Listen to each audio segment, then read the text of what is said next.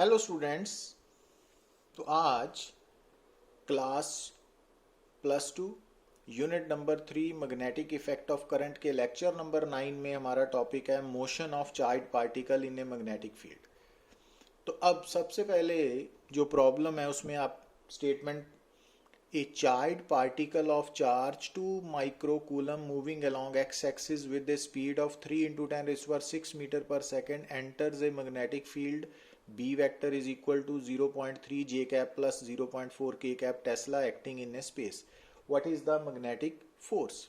तो सबसे पहले आपने क्या नोट करना है?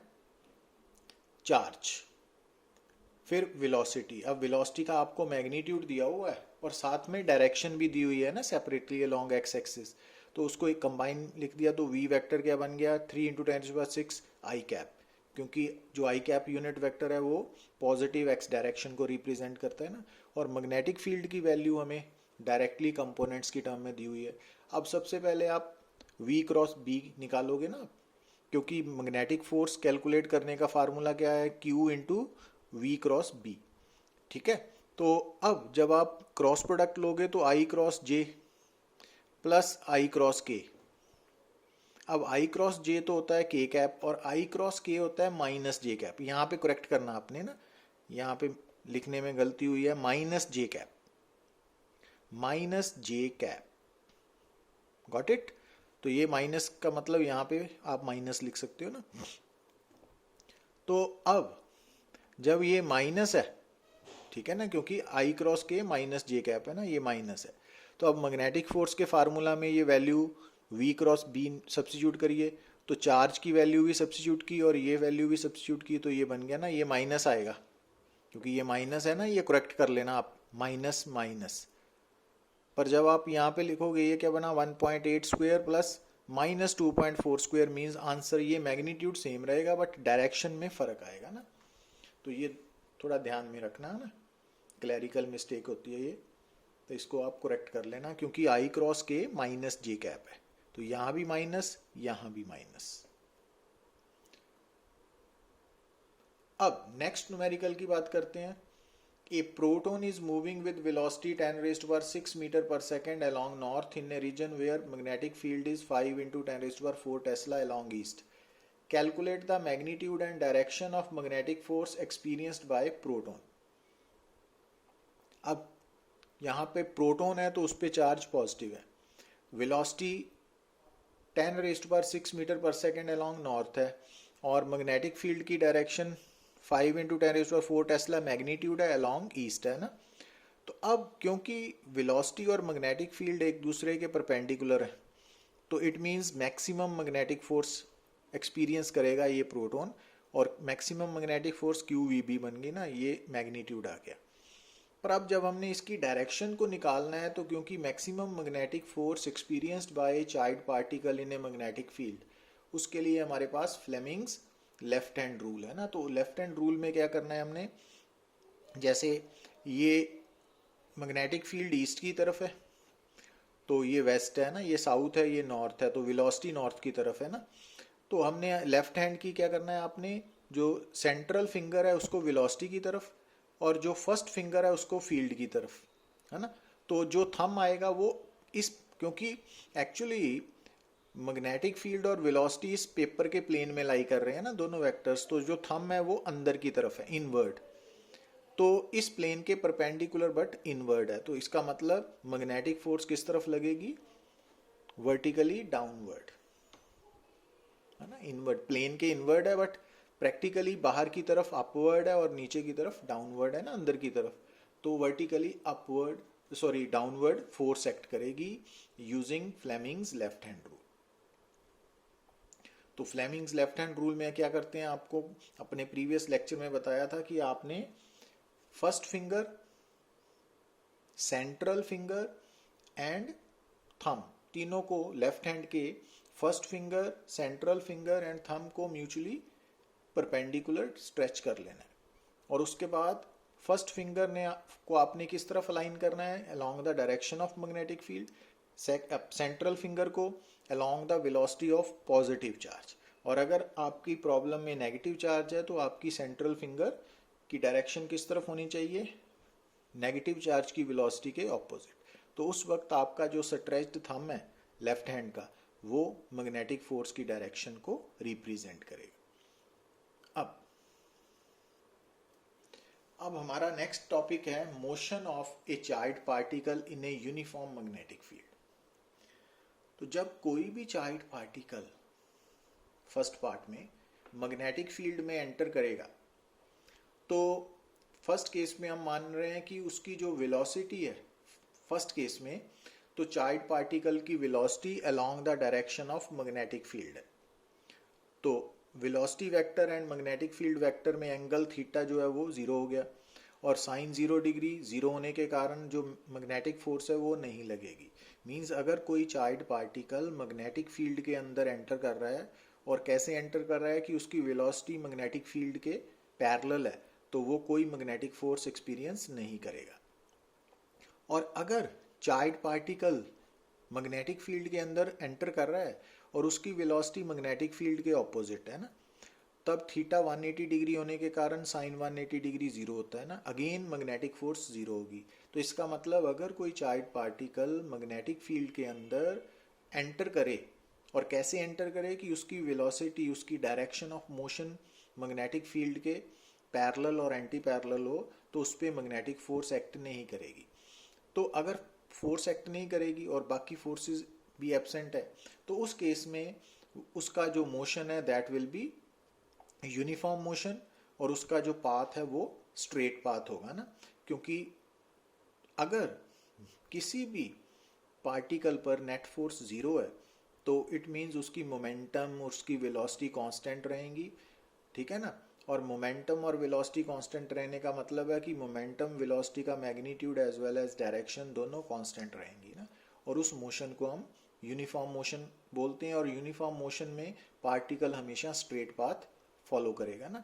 तो ये बातें आपने याद रखनी है ना, कि जब भी कोई चार्ज पार्टिकल मैग्नेटिक फील्ड के अंदर एंटर कर रहा है, और कैसे एंटर कर रहा है कि उसकी वेलोसिटी मैग्नेटिक फील्ड के आइदर पैरेलल है या एंटी पैरेलल, तो मैग्नेटिक फोर्स जीरो होने के कारण उसका पाथ स्ट्रेट होगा, मोशन यूनिफॉर्म मोशन होगा, उसकी velocity, momentum, kinetic energy, speed सब कांस्टेंट रहेंगे। Got it. अब यहां पर देखिए आप कि अगर कोई चार्ज पार्टिकल मैग्नेटिक फील्ड में एंटर कर रहा है, पर कैसे एंटर कर रहा है कि उसकी जो डायरेक्शन है ना वेलोसिटी की, वो मैग्नेटिक फील्ड के परपेंडिकुलर है। तो अब यहाँ पे हमने क्या शो किया कि मैग्नेटिक फील्ड को क्रॉस के साथ रिप्रेजेंट किया है ना, और क्रॉस जो सिंबल है ना वो प्लेन ऑफ पेपर के परपेंडिकुलर होता है बट इनवर्ड। तो इसका मतलब इस पेपर पे, स्क्रीन पे जो आपको नजर आ रही है, तो मैग्नेटिक फील्ड अंदर की तरफ है, मीन्स अंदर की तरफ है, ठीक है ना, अंदर की तरफ। गॉट इट, अंदर। और जो वेलोसिटी है, क्योंकि वो मैग्नेटिक फील्ड के परपेंडिकुलर है, तो इसका मतलब चार्ज पार्टिकल पर मैक्सिमम मैग्नेटिक फोर्स लगेगी, और उस मैक्सिमम मैग्नेटिक फोर्स की डायरेक्शन आप using Fleming's left hand rule निकाल सकते हो, ठीक है। और मैक्सिमम मैग्नेटिक फोर्स लगेगी कितनी, QVB। तो इसका मतलब जब कोई भी चार्ज पार्टिकल मैग्नेटिक फील्ड के अंदर एंटर करेगा, और कैसे एंटर करेगा कि उसकी वेलोसिटी मैग्नेटिक फील्ड के परपेंडिकुलर होगी, तो वो मैक्सिमम मैग्नेटिक फोर्स एक्सपीरियंस करेगा, और उस मैक्सिमम मैग्नेटिक फोर्स की डायरेक्शन आप फ्लेमिंग्स लेफ्ट हैंड रूल को यूज करके ऑब्टेन कर सकते हो, और उसका मैग्नीट्यूड QVB है ना, मालूम है ना आपको, तो होगा। अब क्योंकि इस कंडीशन में जो चार्ज पार्टिकल है, ठीक है, उसके ऊपर लगने वाली फोर्स, मैग्नेटिक फोर्स वेलोसिटी के हमेशा परपेंडिकुलर होगी।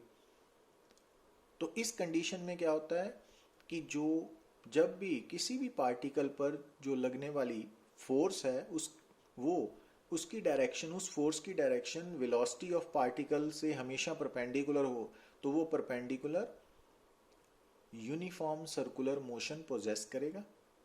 और यूनिफॉर्म सर्कुलर मोशन में क्या होगा, क्योंकि यूनिफॉर्म सर्कुलर मोशन की कंडीशन जब आप +1 में पढ़ते हो ना, कि अगर किसी भी पार्टिकल पर लगने वाली फोर्स उस पार्टिकल की वेलोसिटी के परपेंडिकुलर हो, तो उस केस में वो पार्टिकल हमेशा यूनिफॉर्म सर्कुलर मोशन पोजेस करेगा। यूनिफॉर्म सर्कुलर मोशन का मतलब कि उसकी स्पीड कांस्टेंट रहेगी but direction of motion continuously change होगी। और इस केस में क्योंकि मैग्नेटिक फोर्स वेलोसिटी के परपेंडिकुलर एक्ट करेगी एट एनी टाइम, तो इसका मतलब है कि जो पार्टिकल है उसका पाथ यूनिफॉर्म सर्कुलर पाथ होगा, मोशन यूनिफॉर्म सर्कुलर मोशन होगा। और इस केस में जो सेंट्रीपिटल फोर्स है that will be provided by the maximum magnetic force. तो अब जब कोई भी particle uniform circular motion possess कर रहा है तो उसको कितनी सेंट्रीपिटल फोर्स चाहिए, mv²/r। तो वो कौन प्रोवाइड कर रहा है, QVB है ना, मैक्सिमम मैग्नेटिक फोर्स। तो वहां से आप रेडियस ऑफ सर्कुलर पाथ निकाल सकते हो। तो इसका मतलब कि अगर आज के बाद हमें कोई भी प्रॉब्लम आती है जिसमें ये दिया हो कि एक चार्ज पार्टिकल मैग्नेटिक फील्ड में एंटर हुआ, और कैसे एंटर हुआ कि उसकी चार्ज पार्टिकल की वेलोसिटी मैग्नेटिक फील्ड के परपेंडिकुलर है, तो वो पार्टिकल कौन सा पाथ फॉलो करेगा, सर्कुलर पाथ। और उसकी स्पीड कांस्टेंट रहने के कारण उसका मोशन किस नेचर का होगा, यूनिफॉर्म सर्कुलर मोशन। और उसका रेडियस कितना होगा उस सर्कुलर पाथ का, वो हमने mv/qv निकाल लिया ना। तो यहाँ पे m क्या है, चार्ज पार्टिकल का मास, v क्या है उसकी स्पीड, q क्या है उसका चार्ज, और b क्या है मैग्नेटिक फील्ड। और क्योंकि product of mass and velocity क्या है, मोमेंटम है ना, तो आप radius of circular path p/qv भी लिख सकते हो कि जब अगर कोई charge particle uniform magnetic field में सर्कुलर पाथ फॉलो कर रहा है तो उस सर्कुलर पाथ का रेडियस आप इक्वेशन नंबर 1 से भी निकाल सकते हो और सेकंड से भी निकाल सकते हो ना। और क्योंकि k काइनेटिक एनर्जी का सिंबल है ना, जो चार्ज पार्टिकल मूव कर रहा है, तो काइनेटिक एनर्जी p²/2m है ना, क्योंकि काइनेटिक एनर्जी हाफ mv² है। अगर हम न्यूमिनेटर डिनोमिनेटर दोनों को मास के साथ मल्टीप्लाई करें तो m² v²/2m = p²/2m हो गया ना। तो अब यहाँ पर अगर आप p की वैल्यू देखते हो तो क्या होगी, √2m है ना, तो यहाँ पे सब्स्टिट्यूट करने पर ये फार्मूला बन गया ना। तो आप क्या देख रहे हो कि अगर कोई चार्ज पार्टिकल मैग्नेटिक फील्ड के अंदर सर्कुलर पाथ फॉलो कर रहा है, किस कंडीशन में करेगा, जब उस चार्ज पार्टिकल ने मैग्नेटिक फील्ड में एंटर करना है with velocity normal to the magnetic field. तो उसके सर्कुलर पाथ के रेडियस को निकालने के लिए आपके सामने इक्वेशन नंबर 1 भी है इन terms of mass and velocity, दूसरी है इन टर्म्स ऑफ मोमेंटम, और तीसरी है इन टर्म्स ऑफ काइनेटिक एनर्जी। अब चौथी देखिए आप कि अगर मान लीजिए मैग्नेटिक फील्ड में एंटर करने से पहले जो चार्ज पार्टिकल है ना, वो potential difference V, capital V से पास होके आया है, ठीक है ना, मींस जो मैग्नेटिक फील्ड में एंटर करते वक्त जो charge particle kinetic energy possess कर रहा है वो पोटेंशियल डिफरेंस के थ्रू पास करने के कारण है, तो काइनेटिक एनर्जी QV होगी ना, ये फर्स्ट यूनिट में पढ़ा हुआ है हमने। तो यहाँ पर कैपिटल V साइन और सिंबल ऑफ पोटेंशियल डिफरेंस है ना। तो अगर आप k की वैल्यू इक्वेशन नंबर 3 में सब्स्टिट्यूट करते हो तो इक्वेशन नंबर 4 बन जाएगी ना। तो इसका मतलब हमारे सामने सर्कुलर पाथ के रेडियस को कैलकुलेट करने के लिए इक्वेशन नंबर 1, 2, 3 एंड 4 है ना। First equation in terms of mass and velocity थी, second in terms of momentum थी, third in terms of kinetic energy थी, fourth in terms of potential difference थी ना। तो ये इक्वेशंस के फार्मूला याद होने चाहिए। अच्छा, अब यहाँ पे एक बात और जो आपने नोट करनी है वो क्या है, क्योंकि जब यूनिफॉर्म सर्कुलर मोशन पोजेस कर रहा है charge particle in a magnetic field, तो उसकी एक तो होगी लीनियर वेलोसिटी v और दूसरी होगी एंगुलर वेलोसिटी ओमेगा, और दोनों के बीच में क्या रिलेशन होगा, v = ω/r है ना। तो अब क्योंकि रेडियस mv/qb है, तो अगर हम यहाँ पे वेलोसिटी की वैल्यू ω/r सब्स्टिट्यूट करें तो r कैंसल आउट हो गया, तो ओमेगा की वैल्यू qv/m होगी ना। अब इस फार्मूला को देखिए, ये ओमेगा एंगुलर वेलोसिटी है, इसको हम क्योंकि angular velocity 2π times the frequency होती है ना न्यू, तो न्यू की वैल्यू qb/2πm हो गई, और फ्रीक्वेंसी का रेसिप्रोकल होता है टाइम पीरियड है ना। अब इन इक्वेशंस को देखिए तो आप क्या देख रहे हो कि अगर कोई चार्ज पार्टिकल मैग्नेटिक फील्ड के अंदर सर्कुलर पाथ फॉलो कर रहा है, ठीक है, तो उस केस में उसकी एंगुलर वेलोसिटी हो या फ्रीक्वेंसी हो या टाइम पीरियड हो, वो इस बात पे डिपेंड नहीं करता कि उस सर्कुलर पाथ का रेडियस कितना है या स्पीड कितनी है ना, क्योंकि इन तीनों फार्मूलाज में ना तो रेडियस इन्वॉल्व है ना स्पीड, ठीक है। पर आप देख रहे हो कि अगर कोई चार्ज पार्टिकल, इस फार्मूला को देखिए कि अगर कोई चार्ज पार्टिकल मैग्नेटिक फील्ड के अंदर एंटर किया, और कैसे एंटर किया कि उसकी वेलोसिटी मैग्नेटिक फील्ड के परपेंडिकुलर थी, तो उसने यूनिफॉर्म सर्कुलर मोशन पोजेस करना है, तो उस जो सर्कुलर पाथ पोजेस करना है उसका रेडियस स्पीड पे डिपेंड करेगा। मींस अगर वो ज़्यादा स्पीड से एंटर करेगा तो रेडियस सर्कुलर पाथ का ज़्यादा होगा, अगर वो कम से करेगा तो कम होगा ना। पर उसकी जो एंगुलर वेलोसिटी है या फ्रीक्वेंसी है या टाइम पीरियड है, वो इस बात पे डिपेंड नहीं करेंगे कि वो किस स्पीड के साथ एंटर हुआ है ना। अब इस बात को क्लियर करने के लिए हम ये एग्जांपल लेते हैं कि यहाँ पे देखिए आप, ये मैग्नेटिक फील्ड आपको नजर आ रहा है बी, और ये सेम मैग्नेटिक फील्ड यहाँ पर भी है ना। तो यहाँ पर जो चार्ज पार्टिकल एंटर कर रहा है उसका चार्ज क्यू है, मास एम है। यहाँ पर भी जो चार्ज पार्टिकल एंटर कर रहा है मैग्नेटिक फील्ड में उसका चार्ज क्यू है और मास एम है।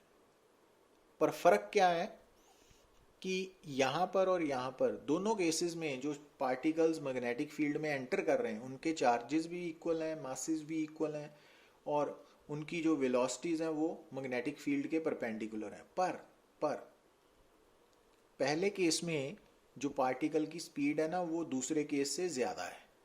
जो मॉड लिखा है ना उसका मतलब स्पीड है, मतलब यहाँ पे फास्ट है पार्टिकल, यहाँ पे स्लो है ना, इसका मीनिंग ये हो गया।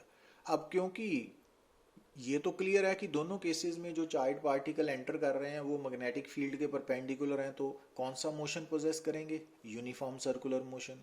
और पाथ कौन सा होगा? सर्कुलर पाथ, और उसका रेडियस इस फार्मूले पे डिपेंड करेगा। अब क्योंकि दोनों केसेस में एम भी सेम है, क्यू भी सेम है, मैग्नेटिक फील्ड भी सेम है, तो अब पहले केस में स्पीड ज़्यादा है तो रेडियस भी ज़्यादा होगा, सेकंड में स्पीड कम है तो रेडियस भी कम होगा ना। तो मीन्स पहले केस में जो रेडियस है ना सर्कुलर पाथ का वो ज़्यादा होगा, दूसरे में कम होगा। पर टाइम पीरियड दोनों केसेस में सेम होगा, क्योंकि टाइम पीरियड स्पीड पे नहीं ना, रेडियस पे भी नहीं डिपेंड करता, स्पीड पे भी नहीं करता, वो एम क्यू बी पे करता है ना, और दोनों की एम क्यू और बी सेम है ना, तो इस कारण टाइम पीरियड सेम होगा। तो ये बात आपने याद रखनी है। Got it? अब अगर मान लीजिए कि हमारे पास एक चार्ज पार्टिकल है और वो मैग्नेटिक फील्ड के अंदर एंटर कर रहा है, तो पहले केस में हमने माना था कि उसकी वेलोसिटी या तो मैग्नेटिक फील्ड के पैरेलल होगी या एंटी पैरेलल। सेकंड केस में माना कि उसकी वेलोसिटी मैग्नेटिक फील्ड के परपेंडिकुलर होगी। बट यहाँ पर ना तो वेलोसिटी मैग्नेटिक फील्ड के पैरेलल है, यहाँ परपेंडिकुलर है, इंक्लाइंड है ना। तो आप देख रहे हो यहाँ पे कि जो वेलोसिटी वेक्टर है ना वो मैग्नेटिक फील्ड वेक्टर के साथ कुछ एंगल थीटा बना रहा है। समझ आई बात? और यहाँ पर जो स्क्रीन है वो YZ प्लेन है जो आपको नजर आ रहा है, और जो एक्स एक्सिस है ना वो इस प्लेन के परपेंडिकुलर है बेसिकली। तो जो पार्टिकल है ना वो XY प्लेन में मूव कर रहा है ना, ये मान के चलते हैं। अब इस केस में आपने क्या करना, अगर कोई भी चार्ज पार्टिकल मैग्नेटिक फील्ड के अंदर एंटर कर रहा है और एंटर करते वक्त उसकी वेलोसिटी मैग्नेटिक फील्ड के ना तो पैरेलल है, ना एंटी पैरेलल है, और ना ही परपेंडिकुलर है, ठीक है। तो उस वक्त आपने क्या नोट करना है? वेलोसिटी वेक्टर और मैग्नेटिक फील्ड के बीच में बनने वाला एंगल। और उसके बाद आपने क्या करना है कि उस वेलोसिटी के ना आपने रेक्टेंगुलर कंपोनेंट्स ले लेने हैं। तो एक कंपोनेंट अलोंग मैग्नेटिक फील्ड, दूसरा perpendicular to the magnetic field. Got it? तो एक normal to the along the magnetic field, तो अलोंग द मैग्नेटिक फील्ड कितना कंपोनेंट होगा वेलोसिटी का? v cos थीटा, क्योंकि मैग्नेटिक फील्ड के साथ जिस डायरेक्शन के साथ वेक्टर एंगल बना रहा है उस डायरेक्शन के अलोंग उसका कंपोनेंट कोसाइन कंपोनेंट होता है ना। और ये v cos थीटा को हम v पैरेलल कंपोनेंट बोलते हैं। और दूसरा जो कंपोनेंट होगा वो मैग्नेटिक फील्ड के परपेंडिकुलर है, वी साइन थीटा, वो परपेंडिकुलर कंपोनेंट है ना। इट मीन्स जब भी कोई चार्ज पार्टिकल मैग्नेटिक फील्ड के अंदर एंटर करते वक्त एंगल थीटा बनाए, मीन्स उसकी वेलोसिटी मैग्नेटिक फील्ड के साथ एंगल थीटा बनाए, तो हमने उसकी वेलोसिटी के दो कंपोनेंट्स लेने हैं, एक along the magnetic field V parallel component V cos theta और दूसरा मैग्नेटिक फील्ड के perpendicular component V sine theta. अब आपको मालूम है कि जो वी परपेंडिकुलर कंपोनेंट है ना, वी साइन थीटा कंपोनेंट, क्योंकि ये मैग्नेटिक फील्ड के परपेंडिकुलर है, तो इसके कारण चार्ज पार्टिकल सर्कल में घूमेगा, ठीक है। और जो v पैरेलल कंपोनेंट है, means v cos theta component है, इसके कारण charge particle straight path follow करेगा, ठीक है ना। तो ये पहला केस हो गया और ये सेकंड केस है ना। अब यहाँ पे दोनों ही हैं, तो क्योंकि यहाँ पर दोनों कंपोनेंट्स प्रेजेंट है, जो v cos थीटा कंपोनेंट है ना वो चार्ज पार्टिकल को मैग्नेटिक फील्ड के अलोंग मूव करवाएगा, और जो v साइन थीटा कंपोनेंट है वो चार्ज पार्टिकल को सर्कुलर पाथ फॉलो करवाएगा। अब क्योंकि ये दोनों कंपोनेंट्स साइमल्टेनियसली प्रेजेंट है, तो इसका मतलब जो नेट मोशन होगा ना चार्ज पार्टिकल का, वो इन दोनों मोशंस का कॉम्बिनेशन होगा। तो circular motion plus straight line motion मिला के बनेगा helical path, just like spring, ठीक है ना। तो चार्ज पार्टिकल सर्कल में घूमते हुए आगे भी बढ़ेगा ना, यहाँ पे देख रहे हो ना कि वो आगे भी बढ़ रहा है, तो आगे बढ़ेगा, तो उसको हेलिकल पाथ बोलते हैं। और अब इस हेलिकल पाथ का जो रेडियस है, तो क्योंकि सर्कुलर पाथ का रेडियस के लिए कौन जिम्मेवार है, वेलोसिटी जो मैग्नेटिक फील्ड के परपेंडिकुलर हो। तो अब यहाँ पर मैग्नेटिक फील्ड के परपेंडिकुलर कौन वेलोसिटी है, v साइन थीटा ना, या v परपेंडिकुलर कंपोनेंट। तो इसका मतलब यहाँ पर सर्कल के लिए ये जिम्मेवार है, तो सर्कल का रेडियस किसके बराबर था सेकेंड पार्ट में, M V by Q B. तो वहां पर बी सारी की सारी वेलोसिटी मैग्नेटिक फील्ड के परपेंडिकुलर थी, पर यहाँ पर आप देखते हो कि यहाँ पे सिर्फ ये कंपोनेंट परपेंडिकुलर है ना, तो यहाँ पे हेलिकल पाथ का radius M V perpendicular by Q B होगा ना, तो ये वाला होगा। और टाइम पीरियड का क्या फार्मूला था, 2 पाई एम बाय क्यू वी, क्योंकि वो तो वेलोसिटी पे डिपेंड ही नहीं करता ना। अच्छा, अब एक बात और नोट करनी है हमने कि अगर मान लीजिए कि ये जो चार्ज पार्टिकल आपको डायग्राम में नजर आ रहा है, अगर इसकी वेलोसिटी पूरी की पूरी मैग्नेटिक फील्ड के परपेंडिकुलर होती तो थीटा क्या होना था, 90 डिग्री। तो अगर थीटा 90 डिग्री होना था तो cos 90 जीरो होने के कारण ये जो पैरेलल कंपोनेंट ऑफ वेलोसिटी है ये जीरो होना था। तो अगर ये जीरो होना था और ये कितना होना था, v के इक्वल, क्योंकि v साइन 90, तो पाथ क्या होना था, सर्कुलर पाथ। तो एक ही जगह पे पार्टिकल ने सर्कल में घूमते रहना था ना। पर अब क्योंकि v cos थीटा जीरो नहीं है, तो इस कारण ये पार्टिकल सर्कल में चलते हुए आगे बढ़ रहा है ना। तो आगे बढ़ते हुए मींस अगर मान लीजिए कि यहां पर है ना, यहां पर है, तो आफ्टर अगर v cos थीटा जीरो होता तो आफ्टर वन टाइम पीरियड इसने घूम के सर्कल में घूम के यहीं पे आ जाना था ना।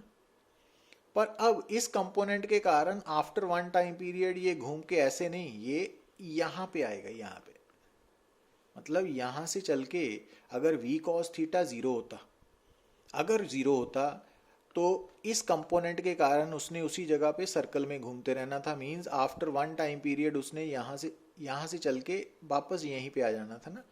पर अब v cos थीटा की प्रेजेंस होने के कारण, नॉन जीरो होने के कारण, ये यहां से चल के आफ्टर वन टाइम पीरियड यहां पे पहुंचेगा, यहां से चल के ऐसे घूम के यहां। तो अब it means one time period में ये अलोंग द मैग्नेटिक फील्ड आगे भी बढ़ेगा ना। तो वन टाइम पीरियड के दौरान ये जितना अलोंग द मैग्नेटिक फील्ड आगे बढ़ेगा, तो उस डिस्प्लेसमेंट को हम बोलते हैं पिच ऑफ हेलिकल पाथ। ये जो स्मॉल डी देख रहे हो ना, इसको पिच ऑफ हेलिकल पाथ बोलते हैं। तो it is the displacement of charge particle along magnetic field in one time period, है ना। तो अब क्योंकि ये डिस्प्लेसमेंट जो है ना डी, ये अलोंग मैग्नेटिक फील्ड है, और इस डिस्प्लेसमेंट के लिए v cos थीटा रिस्पॉन्सिबल है ना। तो इसका मतलब इस डिस्प्लेसमेंट को निकालने के लिए क्या करेंगे, कि जो पैरेलल कंपोनेंट ऑफ वेलोसिटी है उसको वन टाइम पीरियड के साथ मल्टीप्लाई करेंगे। ठीक है, समझ आई बात। तो motion of charge particle in a magnetic field में आपने क्या देखा कि अगर कोई चार्ज पार्टिकल मैग्नेटिक फील्ड के अंदर एंटर करता है और एंटर करते वक्त उसकी वेलोसिटी मैग्नेटिक फील्ड के पैरेलल या एंटी पैरेलल है, तो मैग्नेटिक फोर्स नहीं लगेगी, जिसके कारण वो यूनिफॉर्म मोशन पोजेस करेगा। ठीक है ना, स्ट्रेट पाथ फॉलो करेगा विद कांस्टेंट स्पीड। और अगर चार्ज पार्टिकल मैग्नेटिक फील्ड में एंटर कर रहा है और एंटर करते वक्त उसकी वेलोसिटी मैग्नेटिक फील्ड के परपेंडिकुलर है, तो वो यूनिफॉर्म सर्कुलर मोशन पोजेस करेगा और उस यूनिफॉर्म सर्कुलर मोशन का रेडियस डिफरेंट फार्मूला से निकलेगा। ठीक है, और वो स्पीड पे डिपेंड करेगा, बट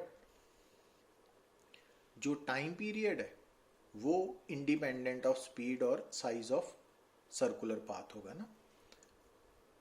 और तीसरा केस है कि अगर मान लीजिए कि कोई भी चार्ज पार्टिकल मैग्नेटिक फील्ड में एंटर करते वक्त उसकी वेलोसिटी मैग्नेटिक फील्ड के ना तो पैरेलल है, ना एंटी पैरेलल है, ना परपेंडिकुलर है ना, तो इंक्लाइंड है, तो उस केस में आपने क्या करना है कि उस चार्ज पार्टिकल की वेलोसिटी के दो कंपोनेंट्स लेनी है, एक parallel to the magnetic field, दूसरा perpendicular to the magnetic field. जो perpendicular to the magnetic field है वो तो सर्कुलर पाथ पोजेस करवाएगा, उसके कारण पोजेस करेगा, और जो v cos theta parallel component of velocity है उसके कारण स्ट्रेट पाथ फॉलो होगा। और क्योंकि दोनों कंपोनेंट साइमल्टेनियसली एग्जिस्ट कर रहे हैं, तो जिसके कारण हेलिकल पाथ रिजल्टेंट पाथ होगा ना, और उस रिजल्टेंट पाथ हेलिकल पाथ का रेडियस निकाल सकते हो ऐसे, और टाइम पीरियड ऐसे, और पिच ऐसे, है ना। तो ये फार्मूलाज याद रखने हैं ना, कैसे आए वो भी याद रखने हैं और एज सच भी याद रखने हैं। So thank you very much.